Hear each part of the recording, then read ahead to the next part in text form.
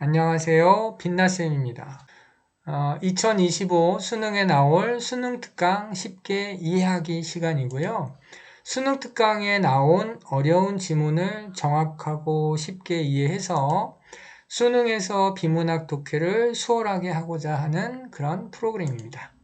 수능 1등급 만들기 프로젝트. 오늘은 수능 특강 인문예술 10 에스포지토의 주권과 면역에 대해서 공부하겠습니다.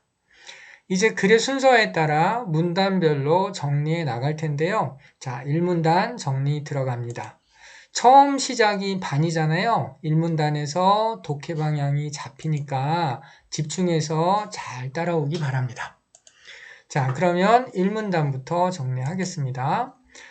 철학자 로베르토 에스포지토는 근대 주권은 일종의 면역 장치로 보았고, 요 면역이라는 의미인 임무니타스는 라틴어 무누스가 어원이다. 임무니타스는 개인을 타인과 묶는 구체적 의무나 책임을 의미하는 무누스의 일시적 혹은 확장적 면제를 뜻한다. 이렇게 얘기하고 있는데 굉장히 생소한 단어들도 많고 문장도 좀 길다 보니까 의미가 좀 명확하게 와닿지 않는 부분이 있어요.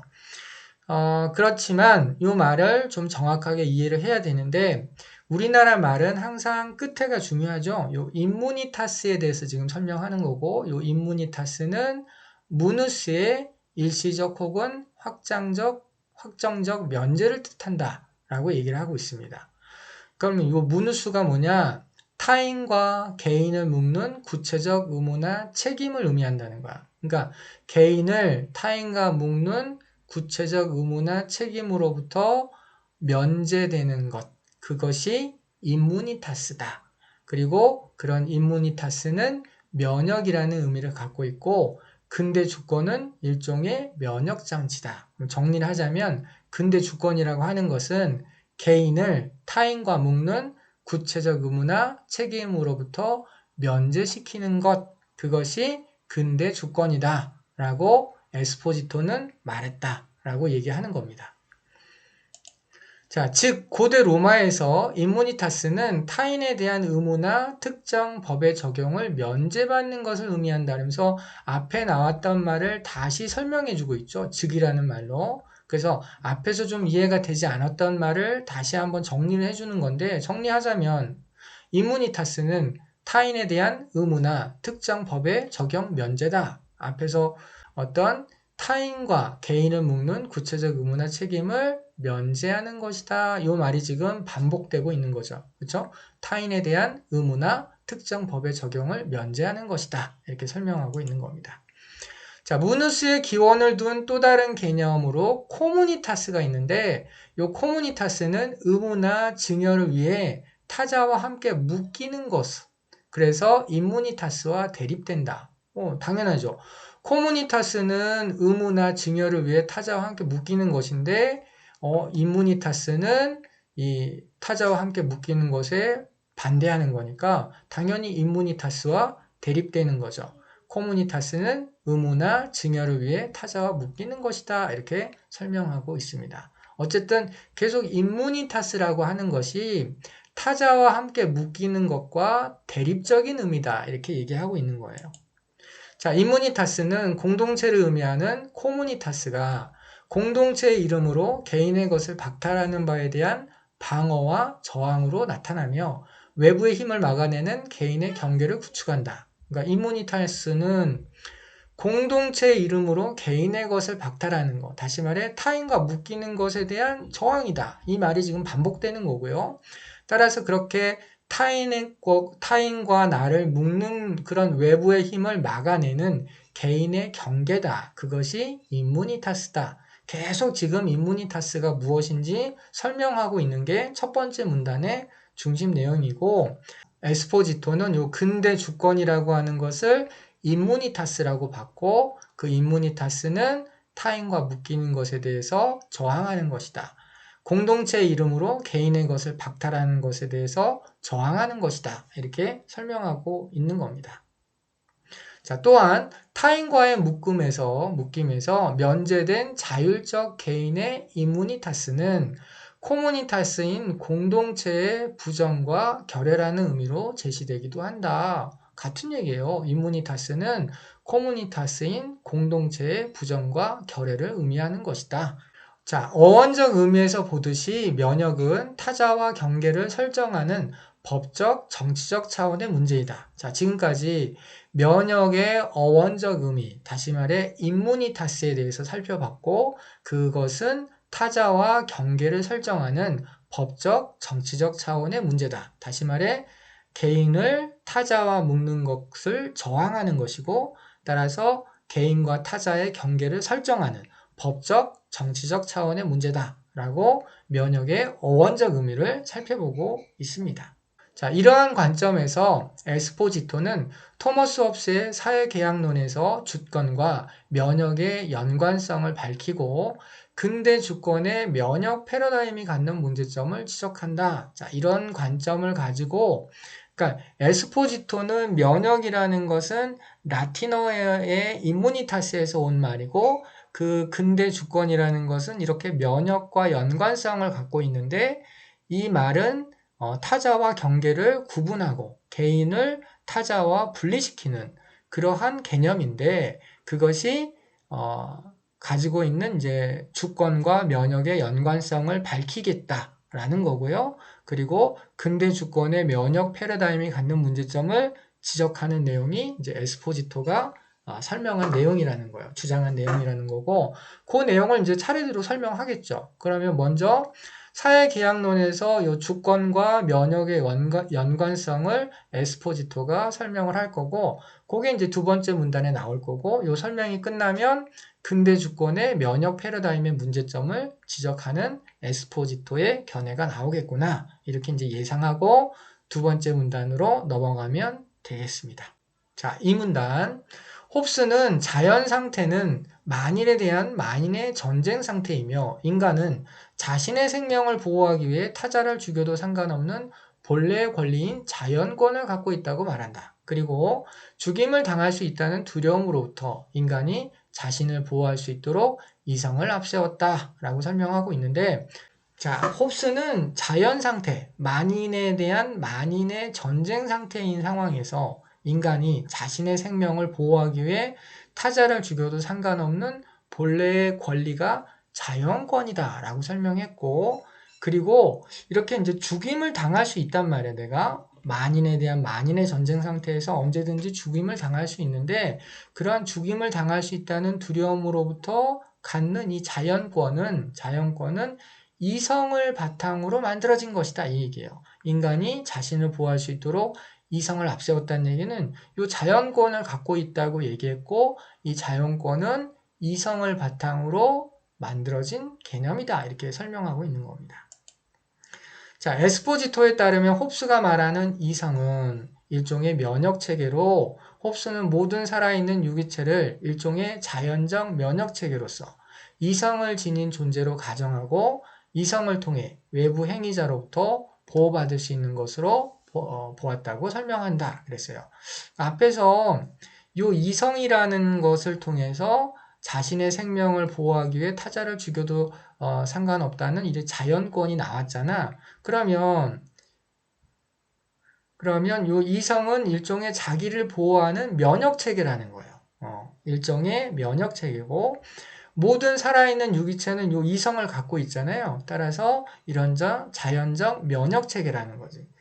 나의 생명을 지키기 위해서 다른 생명을 죽일 수 있는 그런 어떤 자연권을 내가 갖고 있다라는 그런 생각을 갖고 있고 그것이 자기를 지키는 면역체계고 모든 살아있는 유기체는 이런 이성, 내가 나를 지키기 위해서 다른 존재를 죽일 수 있는 그러한 존재다라는 생각을 이성적으로 하고 있고 그것이 자연적 면역체계다라고 설명하고 있는 겁니다.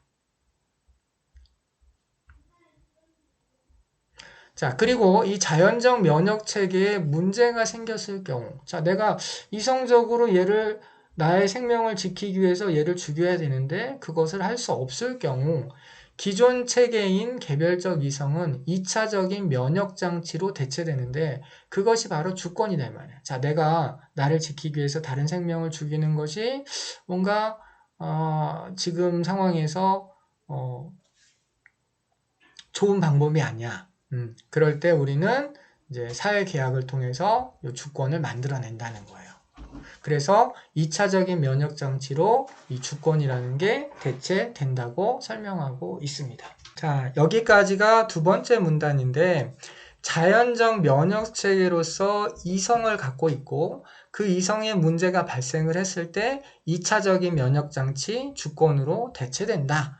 그럼 이 이성이라는 게 뭐야? 만인의 투쟁 상태가 있고 그 만인에 대한 투쟁 상태에서 내 생명을 지키기 위해서 다른 생명을 죽일 수 있다라는 자연권을 생각해내는 게 이성인 거고, 그것이 자연적 자기를 지키는 면역체계라는 거야. 근데 그게 문제가 생겨. 그러니까 그럴 수 없는 상황이 발생했을 때 우리는 사회계약을 통해서 자신의 지킬 수 있는 주권을 만들어낸다는 겁니다. 자, 이제 세 번째 문단으로 넘어가겠습니다. 홉스의 사회계약론에서 근대 국가의 형성은 개인들이 안전을 위협하는 상황에 대응하고자 절대 권력을 지닌 주권자를 세우는 것에서 시작된다고 설명한다. 그렇죠? 사회계약론에서 근대 국가의 형성은 절대 권력을 지닌 주권자, 다시 말해 국가라고 하는 것을 세우는 거죠. 그래서 국가를 통해서 안전을 위협하는 상황을 보호받고자 한다라는 게 이제 홉스의 사회계약론의 핵심적인 내용이죠. 자, 홉스가 보기에 개인은 사회성을 타고나지 않았으며 절대적 주권의 조건 하에서 원자적 개인으로서 자율성을 실행할 수 있다. 그러니까 개인은 사회성을 타고나지 않았어. 그러니까 사회계약을 통해서 근대 국가, 절대적 주권이라고 하는 근대 국가를 만들어내고 그 근대 국가라는 조건 속에서 원자적 개인으로서의 자율성, 원래 자기가 갖고 있는 개인성을 실행할 수 있다는 겁니다.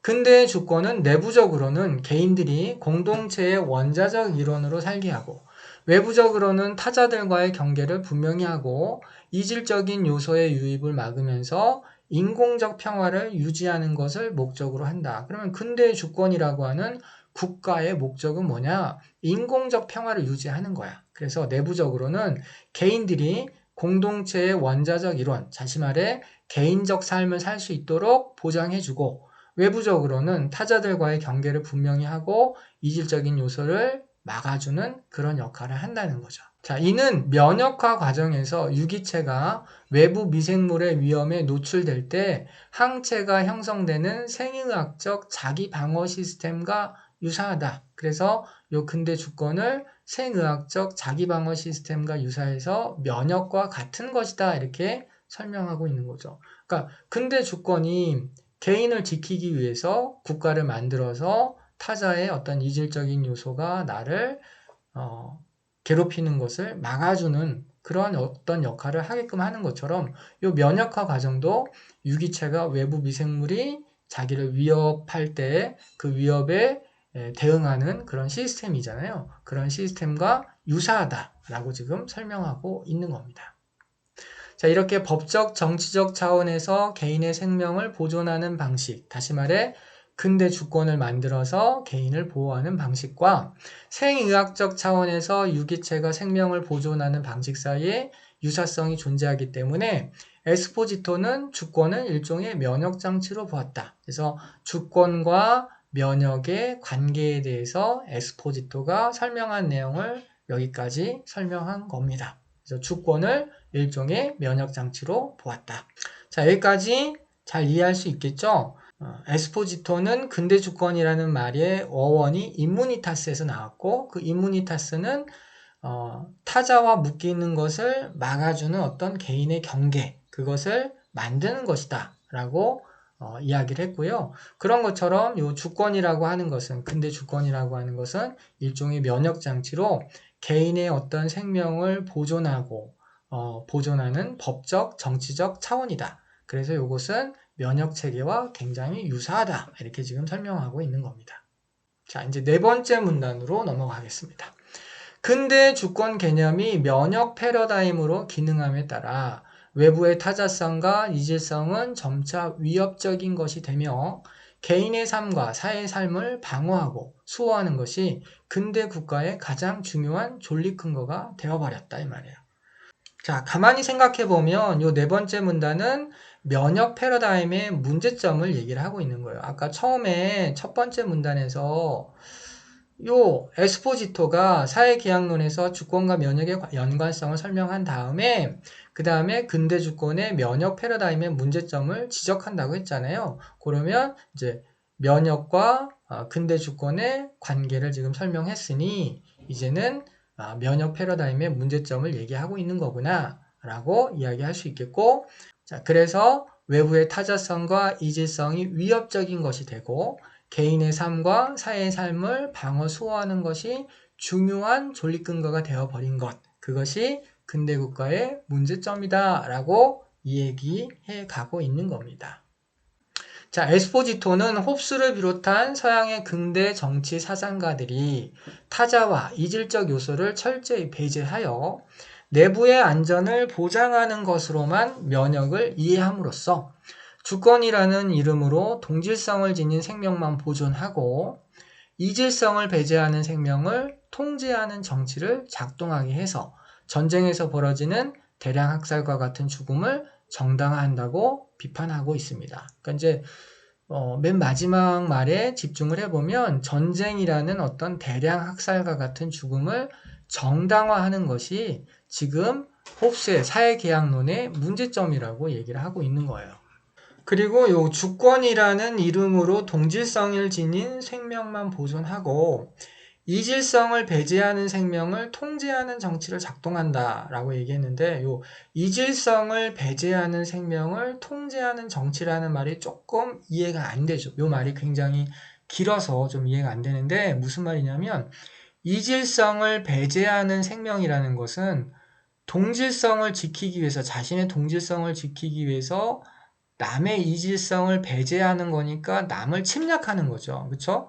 그것을 통제하는 정치. 다시 말해 적들의 어떤 침략으로부터 나를 지키기 위해서 그런 어떤 전쟁을 하는 것. 그것을 정당화하고 있다. 다시 말해 이질성을 배제하는 생명을 통제한다라는 것은 나를 이질적인 것으로 보고 나를 배제하려고 하면서 나를 침략하는 나의 어떤 생명을 위협하는 그런 어떤 생명체들을 통제하는 정치, 그것이 바로 전쟁이라는 거고 전쟁을 하면서 대량 학살과 같은 죽음을 정당화하는 것이 요 홉스의 사회계약론의 문제점이다 라고 에스포지토가 지적을 했다는 얘기입니다.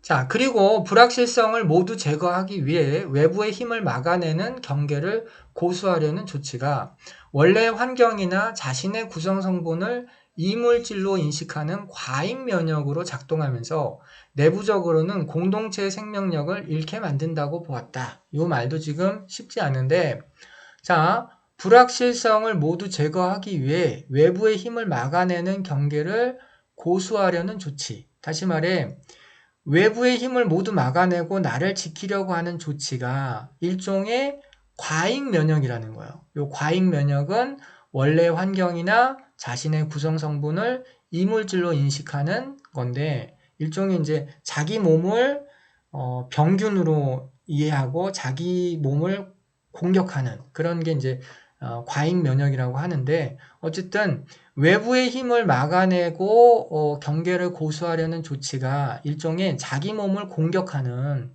그러한 행동이다. 그런 과잉 면역으로 작동하는 거고 결과적으로 공동체의 생명력을 잃게 만든다고 보았다는 거예요. 자, 무슨 말이냐면 나와 타자를 어떤 공동체의 어떤 대상으로 보고 나와 타자를 함께 아우르는 그런 생각이 아니라 나와 타자를 자꾸 분리하고 타자를 자꾸 몰아내려고 하는 타자를 자꾸 죽이려고 하는 행동은 공동체의 생명을 잃게 만드는 것이고 결과적으로 과잉 면역이 작동하는 것으로 봤다는 거예요. 그래서 과잉 면역이라는 것은 불확실성을 모두 제거하기 위해서 외부의 힘을 막아내는 경계를 고수하려는 조치다. 다시 말해 나를 죽일 수 있는 존재들을 다 막아내기 위해서 나를 죽일 수 있는 이질적인 존재를 다 제거해버리는 거죠. 그러면 결과적으로 공동체의 생명력을 잃게 만든다. 이런 얘기입니다.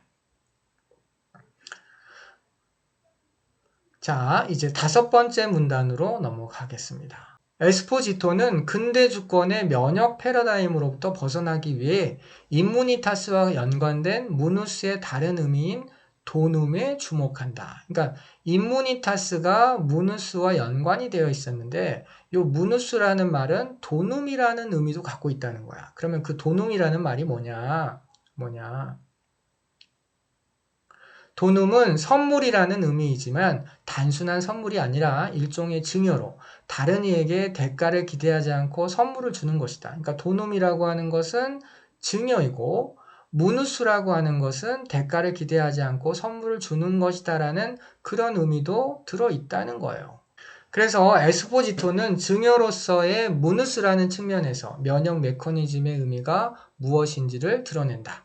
생의학적 차원에서 면역을 위한 항체의 활성화는 신체에 항원세포를 주입하면서 이루어지는데 이 과정에서 자신과 다른 이질적인 항원세포에 예방적으로 감염되어 1차적으로 생명의 힘이 약화된다 라고 얘기하면서 자, 도눔이라는 증여로서의 의미를 갖고 있는 무누스에 대해서 이야기를 하기 위해서 면역 메커니즘의 의미를 지금 제시를 하는데 그거는 이제 생의학적 차원에서 면역을 위한 항체 활성화와 연결시켜 설명한다는 거예요. 그러니까 이 항체 활성화는 우리가 코로나가 발생했을 때 우리가 백신을 맞았잖아요. 백신이라는 게 코로나 병균을 내 몸에 살짝 주입을 해서 그래서 그 코로나 병균에 대한 그 항체를 내가 생성할 수 있도록 돕는 그런 백신인 거잖아요. 그래서 항원세포를 주입해 병균, 나와 타자, 이질적인 존재를 주입하는 거죠. 이렇게 예방적으로 감염이 되면 1차적으로 이제 코로나 백신 맞고 나면 한 며칠 동안 내가 몸이 약화되죠. 그렇게 생명의 힘이 약화된다. 그런 측면에서 이제 증여로서의 무누스라는 측면과 연결시켜 생각해 보자라는 겁니다.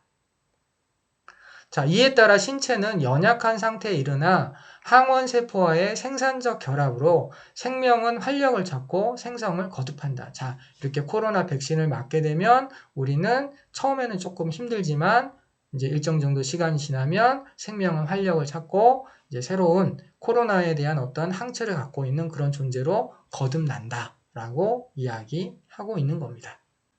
자, 면역 메커니즘에서의 이러한 보호 전략은 이질적인 것과의 전면적 대립의 전략이 아니라 우회와 중화의 전략이다. 이는 이질적인 것에 자신을 개방하는 감염을 동반하며 기존의 자기를 보호하는 것이 아니라 이질적인 것과의 생산적 결합으로 생명을 생성하는 것이다. 그렇죠? 이질적인 것을 받아들여서 개와 생산적 결합을 해서 새로운 생명을 생성하는 것. 그것이 이제 면역 메커니즘의 새로운 모습이다 라고 얘기를 하고 있는 거고 그것을 이제 도눔, 증여라는 개념과 연결시켜서 설명하고 있는 겁니다. 자, 마지막 6번째 문단입니다. 자, 근대 주권 개념이 면역의 기능을 외부의 것을 차단하는 역할에 한정했다면 에스포지토는 면역을 인간 생명 탄생의 원동력으로 본다. 자기 보호의 면역계를 지닌 모체는 임신과 출산을 통해 태아에 자신의 면역계를 개방하고 공존하면서 새로운 생명을 만들어낸다는 거야. 그러니까 면역이라는 것은 인간 생명 탄생의 원동력이고, 자, 이런 원동력으로 보려면 이 면역을 도눔이라고 하는 증여의 의미와 연결시켜 이해해야 한다는 거야. 그러면 엄마는 태아의 이제 몸에 이제 태아가 생기면 이 태아는 엄마와는 다른 존재잖아. 엄마 뱃속에 있는 이 태아는 엄마와는 전혀 다른 이질적인 존재인데 이 이질적인 존재에게 자신의 면역계를 개방하고 있다는 거예요. 엄마는. 그러면서 태아와 공존하고 있는 거죠. 그러면서 태아가 새롭게 살아갈 수 있도록 새로운 생명을 만들어내고 있는 거죠. 증여라는 무누스의 영향을 지닌 면역이 동질성이 아닌 이질성을 통해 작동하며 차이를 생성함으로써 살게 하는 것이다. 그러니까 이 증여, 도눔이라는 의미를 갖고 있는 이 무누스의 영향을 지닌 면역이 증여의 영향을 지닌 이 면역, 다시 말해 이 무누스의 영향을 지닌 면역이라는 것은 맨 처음에 나왔던 임무니타스, 그쵸? 임무니타스는 라틴어 무누스가 어원이다라고 했고, 임무니타스는 개인을 타인과 묶는 구체적인 의무나 책임을 의미하는 무누스에 대한 확정적 면제다. 그러니까 무누스의 일시적 혹은 확정적 면제가 임무니타스라고 했는데, 이 임무니타스는 무누스와 연결돼 있고, 이 무누스는 개인을 타인과 묶는 구체적 의무나 책임을 의미하는 거고, 그러기 위해서 이 무누스에는 증여라는 의미가 있다는 거야. 도눔이라는, 그쵸? 도눔이라는 의미가 있고, 그래서 이 도눔의 의미를 지니고 있는 증여의 영향을 지닌 면역, 그러니까 도눔이라는 의미와 관련되어 있는 임무니타스는 동질성이 아닌 이질성을 통해 작동하며 차이를 생성함으로써 살게 하는 것이다 라고 설명을 하는 겁니다. 자, 이는 나라는 경계를 새롭게 사유하게 하며 생명의 경계지음의 근거인 동일성을 문제 삼고 그 경계지음에 대해 다시 생각하게 한다. 다시 말해 이 도눔이라는 증여의 영향을 지닌 면역은 나라는 경계를 새롭게 사유해. 타자와의 무조건 경계를 긋는 것이 아니라 이렇게 경계지음의 근거인 동일성을 문제 삼고 이질성을 받아들이는 그러한 면역이라는 거예요. 그런 면역의 의미로 우리가 근대 주권을 받아들여야 공동체가 좀 더 튼튼하게 만들어진다라는 에스포지토의 견해를 설명하고 있는 글이었습니다. 근데 이제 이 글이 에스포지토의 견해를 설명하고 있는 글인데 그게 이제 임무니타스, 무누스, 도눔 이런 라틴어 같은 말들을 이제 사용해서 쓰다 보니까 그 말들이 좀 명확하게 와닿지 않으니까 이 글이 굉장히 어렵게 느껴지는 겁니다. 자, 그러면 이제 문제를 한번 풀어볼까요? 윗글에 대한 설명으로 가장 적절한 것은 그랬는데 주권 개념과 관련한 서로 다른 학자의 이론을 절충했나? 아니죠.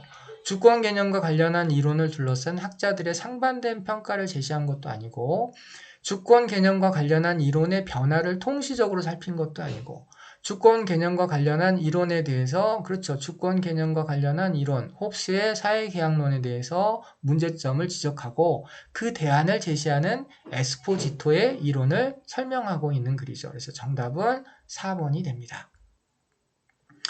윗글의 내용과 일치하지 않는 것은 그랬는데 1번 타인에 대한 의무나 특정 법의 적용을 면제받는 것을 의미하는 임무니타스는 코무니타스와 대립하는 개념이다. 그렇죠? 첫 번째 문단에서 임무니타스가 코무니타스와 공동체와 대립하는 개념이다 라고 얘기를 했어요. 임무니타스와 연관된 라틴어 무누스의 다른 의미인 도눔은 대가를 기대하지 않고 선물을 주는 증여다. 맞죠? 에스포지토는 자신의 구성 성분을 이물질로 인식하는 과잉 면역이 작동하면 공동체의 다양성이 증대하는 게 아니라 공동체가 파괴된다고 했죠. 그러니까 요 3번이 틀렸네요. 법적 정치적 차원에서 근대 국가의 주권이 개인의 생명을 보존하는 방식과 생의학적 차원에서 유기체가 생명을 보존하는 면역의 방식에 유사성이 존재한다. 그래서 근대 주권이 일종의 면역이다 라고 얘기했죠. 그 다음에 홉스는 인간은 자신의 생명을 보호하기 위해 타자를 죽일 수 있는 자연권을 가지고 있다고 봤고 죽임을 당할 수 있다는 두려움으로부터 인간이 자신을 보호할 수 있도록 이성을 앞세웠다. 그렇죠? 이런 이성을 바탕으로 자연권을 통해서 자신의 생명을 보호하려고 했다라고 이야기를 하고 있었습니다. 그것이 이제 근대 주권으로 나타났다라고 설명했죠. 자, 그 다음에 에스포지토 입장에서 기억, 근대 주권을 평가한 내용으로 가장 적절한 것. 자, 근대 주권은 면역과 연관을 갖고 있고 이것은 공동체를 파괴하는 형태로 지금 나타나고 있다라고 비판을 했었죠. 1번, 동질성을 지닌 생명만 보존하고 이질성을 배제하는 생명을 통제하는 정치를 작동하게 해서 전쟁을 정당화한다라고 했으니까 이 1번이 정답이네요. 그쵸? 특히 이 이질성을 배제하는 생명을 통제하는 정치를 작동하게 한다. 이 말이 조금 어렵다고 해서 앞부분에 선생님이 자세하게 설명을 했습니다. 그러니까 이질성을 배제하는 생명을 통제하는 정치가 일종의 전쟁을 만들어냈던 거죠. 뇌 외부의 타자들이 내부의 완전을 위협하는 상황에 대한 대응이 오히려 외부의 침입을 활성화한다? 아니죠. 뇌 외부의 타자들이 내부의 안전을 위협하는 상황에 대한 대응은 외부의 침입을 막아내고 전쟁을 활성화하게 되는 거죠. 내부의 안전을 보장하는 것을 국가의 가장 중요한 존립 근거로 삼아 공동체의 결속을 강화한 게 아니라 공동체를 파괴하고 있었죠. 외부의 힘을 막아내는 경계를 고수하려는 조치를 강조하여 불확실성을 모두 제거함으로써 내부적으로 생명력을 강화한 게 아니라 불확실성을 모두 제거함으로써 오히려 내부적으로 공동체적인 어떤 생명력을 약화시켰죠. 원자적 개인이 절대적 주권하에서 안전을 보장받는 것을 중요시하여 외부의 타자성과 이질성을 위협적인 것으로 보지 않도록 하는 게 아니라 위협적인 것으로 보았죠. 그래서 원자적 개인이 절대적 주권하에서 안전을 보장받는 것을 중요시하면서 이질적인 것을 막아내려고 했었습니다. 자, 그 다음에 이제 마지막 적용하기 문제인데, 에스포지토의 견해를 보기에 적용해라 이 말이에요. 철학자 장비 낭시는 자신의 나이보다 20년 더 젊은 사람의 심장을 이식받는 경험을 통해 몸은 어떤 식으로든 전적으로 자기만의 것일 수 없다는 점에 대해 설명한다. 그에 따르면 이식을 수용하는 몸과 이식된 심장은 다른 면역체계가 충돌하여 서로를 거부하지만 동시에 배척되지 않으려고 노력한다. 그러나 더 이상 자기와 비자기를 구분하는 것이 의미가 없어진다. 자기 몸에 침입한 것은 단순히 이질적인 존재가 아니다. 그는 몸의 나이보다 20년이나 더 젊은 심장을 가진 자신은 도대체 몇 살이야 하는지를 묻는다. 그러니까 이질적인 것을 받아들여서 새로운 생명으로 거듭나는 모습이라고 에스포지토는 이 상황을 설명할 수 있겠네요. 그렇죠? 자, 1번. 다른 사람의 심장을 이식받는 것을 다른 이질적인 것에 대해 자신을 개방하는, 그렇죠? 감염을 동반하는 것이다 라고 설명할 거고, 심장 이식을 통해 생존할 수 있었다는 점에서 이질적인 존재와 생산적인 결합을 한 것이다 라고 볼 거고, 그 다음에 자기와 비자기를 구분하는 것에 의미가 없어진다고 본 것은 인간 신체의 동일성을 확인하는 게 아니라 요거는 동일성을 배제하고 이질성을 더 중시하는 모습이라고 봐야 되겠죠. 그래서 자기와 비자기를 구분하는 것에 의미가 없어지는 것은 자기 동일성을 지키려고 하는 것이 아니라 이질성을 받아들이는 모습으로 봐야 되기 때문에 인간 신체의 동일성을 확인하는 과정이다 라고 설명하고 있는 이 3번은 틀린 선지가 되겠네요.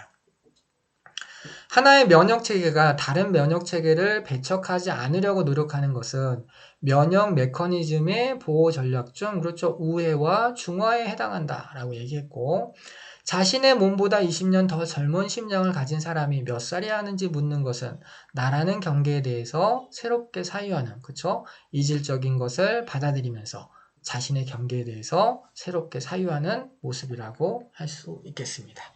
자, 오늘도 고생했고요. 다음 시간에 또 만나겠습니다. 안녕.